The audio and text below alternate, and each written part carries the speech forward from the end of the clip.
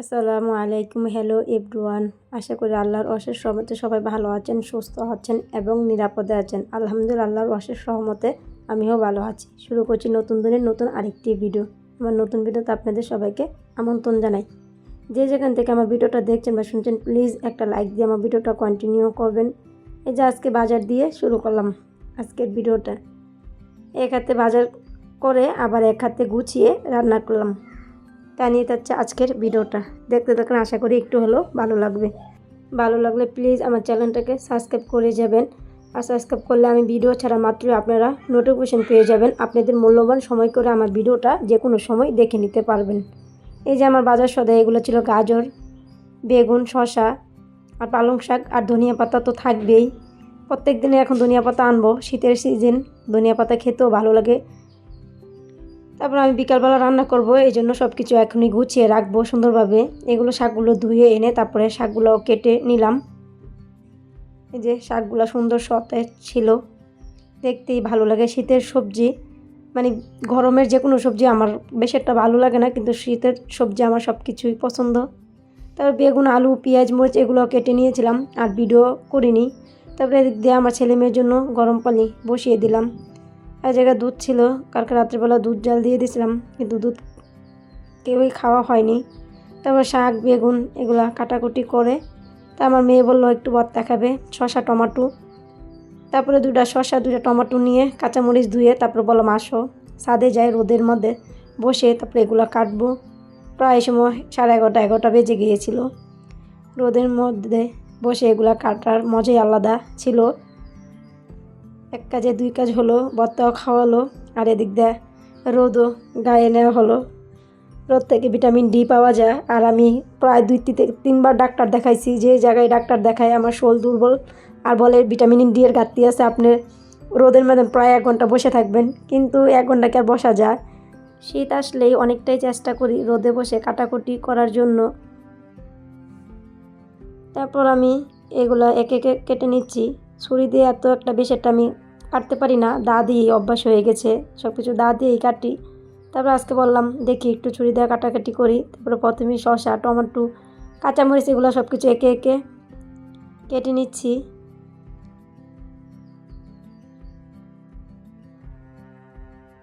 আর আমার ছেলে শসা একটু বেশি পছন্দ, দেখলেন তো শসা কাটতেছে এক পাশে আরেক পাশে খেয়ে নিচ্ছে, মানে শসা আর এত পছন্দ।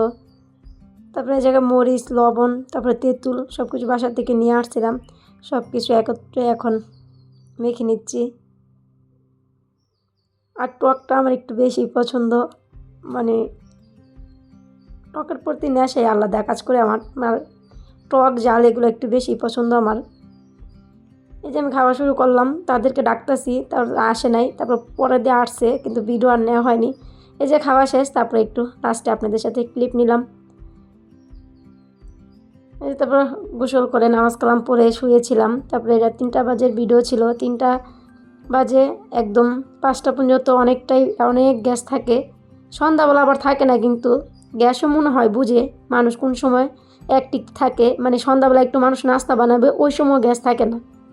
সকালবেলা রান্না বসাবো, ওই সময় গ্যাস থাকে না। কিন্তু এখন দুপুরবেলা আমি একটু ঘুমিয়ে থাকতাম। আমার একটা অভ্যাসে পরিণত হয়ে গেছে, মানে বিকালবেলা ঘুমাইতে হয়। বিয়ের আগে কিন্তু এই অভ্যাসটা ছিল না। শ্বশুর বাড়িতে আসার পর আমার শ্বশুর প্রায় সময় বলতো একটু ঘুমাও, খাওয়ার পরে একটু ঘুমাও। মানে আমার স্বাস্থ্য ওই সময় একদম চিকন ছিলাম। আমার শ্বশুর বলতো একটু ঘুমাইলে স্বাস্থ্যটা হবে। ওই জন্য অভ্যাস হয়েছে, এখন আর এই অভ্যাস ছাড়তে পারতেছি না কোনো মতেই। কিন্তু এখন ভিডিও করার জন্য মাঝে মধ্যে বিকালে ঘুমাতে পারি না, কিন্তু যেদিন না ঘুমাই আমার মাথা ব্যথা শুরু হয়ে যায়। কিন্তু চেষ্টা করি আধা ঘন্টা হলেও একটু ঘুমানোর চেষ্টা করি, এই আর কি। তারপরে আমার এই কথা বলতে বলতে আপনাদের সাথে শাকে সব কিছু দিয়ে তারপরে রান্না হয়ে গেল। তারপরে মাছগুলো ফ্রাই করা হয়ে গেল। মাছ দিয়ে তো বেগুন রান্না করব, সকালবেলায় তো বেগুনগুলো কেটে কুটে রাখছিলাম।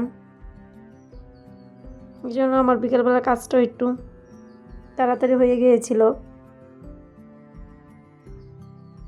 আর আমরা মানুষ যে কোনো একটা অভ্যাস করলে ওই অভ্যাসটা ছাড়তে একটু কষ্ট হয়। জানি না, বিকেলবেলা ঘুমটাও আমার ছাড়তে হবে এখন। মানে একটু এখন আবার স্বাস্থ্যটা হয়ে যাচ্ছে আমার মনে হয়। খাওয়া দাওয়া একটু কমই করতেছি ইদানিং। তারপরেও আমার মনে হয় এখন ঘুমটা ছাড়তে হলে আরেকটু ভালো হতো, কিন্তু কীভাবে ছাড়বো বুঝতেছি না। এই যে তারপর কথা বলতে বলতে আমার বেগুনগুলো ভাজা হয়ে গেল। বেগুনগুলো এইভাবে রান্না করি, আজকে একটু বললাম না আর একটু ভিন্নভাবে রান্না করি। প্রত্যেক দিন একই রান্না খেতেও ভালো লাগে না, আর নিজের হাতে রান্না খেতে খেতে তো আমার ভালোই লাগে না। মনে হয় একটু যদি অন্যজন এসে রান্না করে দিত ভালো হতো। মানে ভালো লাগে না নিজের হাতে খাবার রান্না করে, একই খাবার একই স্বাদ একই রকম। তারপরে কী করার, গৃহিণীদের একই ডিউটি, গৃহিণীদের সবসময় একই কাজ, সংসার গোছানো, সামলানো, বাচ্চা সামলানো, এই রান্না বান্না, এগুলোর মধ্যে সীমাবদ্ধ আমাদের জীবন মনে হয়। এই যে দুধ আর দিক দিয়ে তরকারিও কষিয়ে তারপরে বেগুনগুলোও দিয়ে দিব। এগুলো হালকা একটু কষিয়ে নিব সুন্দরভাবে। আর বেগুনটা আলুটা তো ভেজে নিয়েছিলাম, বেশ একটা কষা তো হবে না। এই হালকা একটু কষিয়ে নাড়াচাড়া দিয়ে তারপর আমি ঝোলের জন্য পরিমাণ মতন পানি দিয়ে দিব। আর কথা বলতে আমার অনেক জায়গায় একটু বেজে যায়, প্লিজ আপনি একটু ক্ষমা সুন্দর দৃষ্টিতে দেখবেন। আর যারা আমার ভিডিওটা এতটুকু দেখে চলে আসছেন, মনে হয় একটু হলেও ভালো লাগছে, প্লিজ আবারও মনে করিয়ে দিই একটা লাইক দিয়ে যাবেন। আপনাদের একটা লাইক আমার জন্য খুবই গুরুত্বপূর্ণ। আপনাদের একটা লাইক আমার ভিডিওটা অনেকজনের সামনে নিতে পারে, আর নতুন দিনের নতুন ভিডিও করতে আমাকে উৎসাহ দেয়। প্লিজ একটা লাইক দিয়ে যাবেন। আর এর মধ্যে কিন্তু আমি আবার ফাঁকি দিয়ে আসর নামাজটাও পড়ে আসছিলাম, আসর আজান দিয়ে দিয়েছিল। তারপরে এই যে আমার রান্না হয়ে গেল, তারপরে আমি এখন সব কিছু মোছামুছি করে উঠিয়ে নিব। এই যে এখন আমার বেগুন তরকারি রান্না হয়ে গেল। তারপরে ছেলে মেয়ের জন্য একটু নাস্তা বানাবো। বললাম কি নাস্তা বানানো যায় ঝটপট, ভালো লাগতেছে না, সন্ধ্যা হয়ে যাবে এখন। তারপর দেখলাম ঝটপট একটু পাস্তায় রান্না করানো যায়, তারপরে একটু পাস্তা সিদ্ধ করে নিলাম আগেই। তারপর মুরগির মাংস ছিল, কিন্তু নামাতে ভিজাতে একটু সময় লাগবে, এই জন্য সসেস নামিয়ে নিলাম।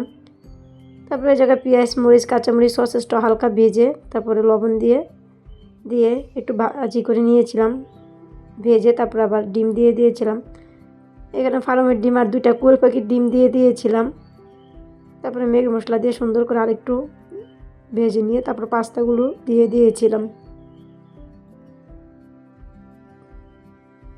ভেজে দিয়ে তারপরে চিকেন ম্যাজিক মশলা দিয়ে দিয়েছিলাম, দিয়ে তারপর সব কিছু একসাথে একটু নেড়ে চেড়ে দিলাম। আর সোয়া সস আর টমেটো সসও দিয়েছিলাম, স্কিপ হয়ে গেছে। আর এই ছোটো দিনে কিন্তু আসরের আজান দেওয়ার পরে কিন্তু একদম অতি শীঘ্রই মাগরিবের আজান দিয়ে দেয়, এই জন্য একটু তাড়াহুড়ো করছিলাম।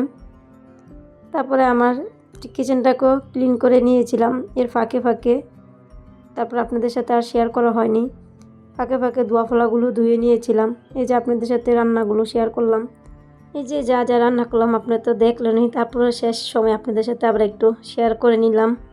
তারপর পাস্তা রান্না করে খেয়েছিলাম। তারপর আমার মেয়ে প্রাইভেট থেকে এসে আবার খেয়েছিল। তারপরে আবার একটু দুধ পাস্তাও রান্না করেছিলাম, কিন্তু আপনাদের সাথে শেয়ার করতে পারিনি।